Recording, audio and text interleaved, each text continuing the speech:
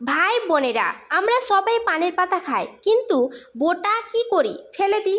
অথচ এই ছোট্ট পানের বোটা কিন্তু শরীরের জন্য সোনার চেয়েও দামি। আসুন দেখি পানের বোটা খেলে কি কি উপকার পাওয়া যায়। শরীরের ব্যথা কমায়। যাদের হাঁটুতে ব্যথা, কোমরে টান বা জয়েন্টে ব্যথা আছে, তারা পানের বোটা ফেলে দেবেন না। পানের বোটা সিদ্ধ করে সেই পানি খেলে ধীরে ধীরে ব্যথা কমে যাবে। পেটের জন্য আশ্চর্য উপকারিতা। অনেকেরই খাবার হজম হয় না, একটু খেলে গ্যাস বা অম্বল হয়। পানের বোটা খেলে হজম শক্তি বাড়ে, পেট হালকা লাগে। ঠান্ডা কাশি প্রাকৃতিক ওষুধ। সর্দি কাশি বা গলা ব্যথা ভুগলে পানের বোটা কাজে আসে। একটু চিবিয়ে খেলে বা ভেজানো পানি খেলে গলা পরিষ্কার হয়, কাশি কমে যায়।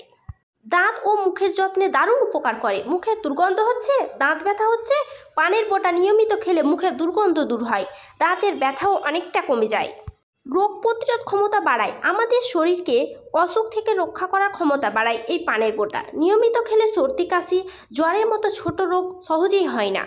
এত উপকার জানার পরেও কি আর কেউ পানের বোটা ফেলবে?